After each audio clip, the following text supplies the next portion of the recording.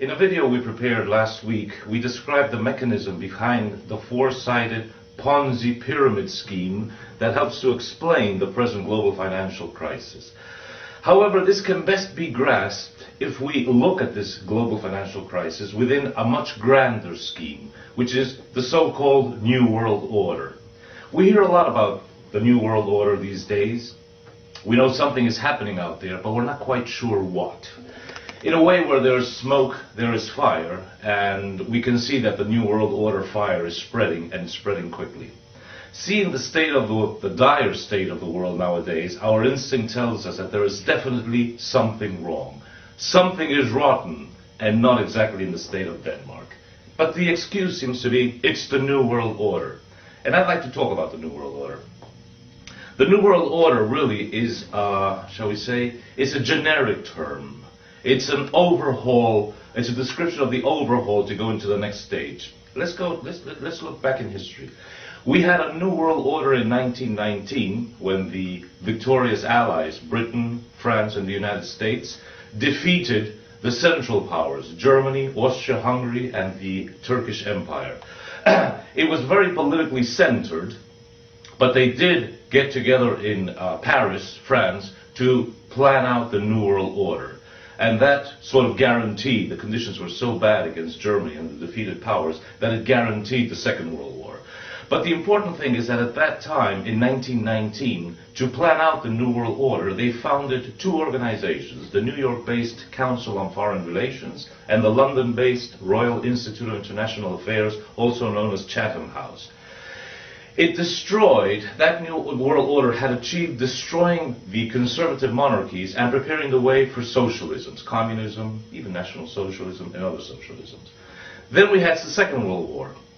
And in 1945, again they met to prepare a New World Order. And what was that New World Order? Well, after Yalta and the division of the world, it was basically splitting the world up between the United States and its allies and the Soviet Union and its allies. And they also prepared a very economically centered New World Order. They founded the Bretton Woods Conference, the IMF, the International Monetary Fund, the World Bank, the organization, the Trade Organization. It was the USSR against the USA. And now, when we get to 1991, again, George H.W. Bush Sr. announced in 1991 that we had a New World Order because the Soviet Union had collapsed, and the New World Order at that time was globalization, which was the consolidation of private power, and it was the consolidation of the deregulation of the economy and so forth. And what do we have today in 2008, 2009? The advent of another New World Order. And this time, the New World Order will not be mere globalization. It is something much stronger and much more dangerous. It is world government. On 8th December 2008, the Financial Times in London published an article by one of their main journalists, Mr. Gideon Rachman, where Mr. Rachman says in an article, the title of which says it all. The title said, "And now it's world government. Let's go for world government." And what he says is that there are basically three major crises in the world. The global warming crisis, the global financial crisis, and of course global terrorism that require a global solution. And he says, I'm not talking about governability or governance. I'm not talking about international cooperation. I am talking about world government. That means a lot for everybody. So what do they talk about when they say world government? Well, first of all, we've had world government for much longer than you think. We just don't see it. Because we always think of government as something public, with all the trappings and symbols of public government. The flag, the president in the Oval Office, hail to the chief when he comes on in his official capacity, military honors, intense media coverage. This is so in the United States, in Europe, in Argentina, whether it's the White House, whether it's 10 Downing Street, whether it's the Casa Rosada in Argentina, whether it's Capitol Hill. But if you analyze it, the most profound change that the world has undergone in the last 40 years is that power, the capacity to do, the capacity to make things happen in one way and not in another, that power, which is colossal, has been privatized. We talk a lot about privatizations, and we think of the telephone companies, the railways, I don't know, the gas company. Okay, those are operational privatizations, but the real privatization of the last 30 or 40 years is the privatization of power. And this is where public opinion gets confused, because we think, and rightly so, that public institutions, government institutions, are there to promote the common good, or at least they should be there. However, if we have a private world government which is run by private institutions, as we will see in a moment, then we've got a problem, because private institutions don't really have an obligation, a legitimate obligation, to work for the common good. Private organizations, legitimately so, work for their own good. So there we have one of the keys of the problem. We have a world government, but it is mostly private, and the private institutions running the world government are not geared or focused on the common good. So what we have nowadays is private power. And private power is the power running the world government. Can we see it? Not easy. Is it a conspiracy? No way. And I'm going to tell you why. Because the organizations running this, until now, private world government, have names, addresses, websites, emails.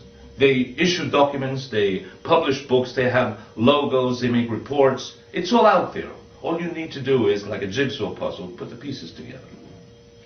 Keep in mind, however, that the following, that whilst public power organizations, government, are very rigid, monolithic, vertical, and sluggish, the branches of government, the executive, the legislative, the judiciary, the levels of government, national or state or federal, state or provincial, as in Argentina we have provinces, and municipal. But it's very, very structured and very sluggish. Private power has given itself the necessary global institutions to manage itself, and private power institutions are highly flexible. Operationally, they're very horizontal, although it's vertical in the chain of command. They are adaptable and they move very fast, like quicksilver. Basically, the world's private power organizations can be described as a vast, loose, global network of think tanks, NGOs, non-government organizations, and lobbies, centered basically in the industrialized world. I would say there are about 2,000 of these think tanks the world over.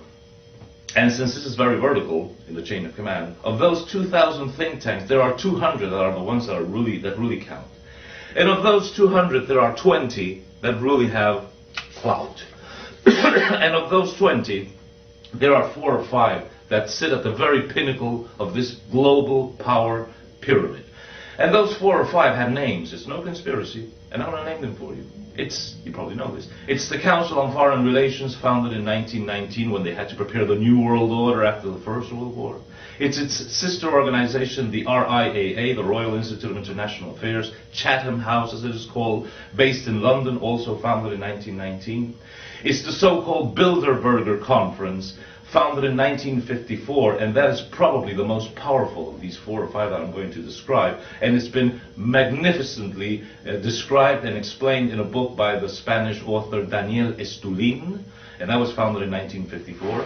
And it's the Trilateral Commission, founded by Rockefeller and Kissinger and other, the Rothschilds, back in 1973 to coordinate the actions of the United States, Western Europe at that time, and Japan, and it's grown ever since.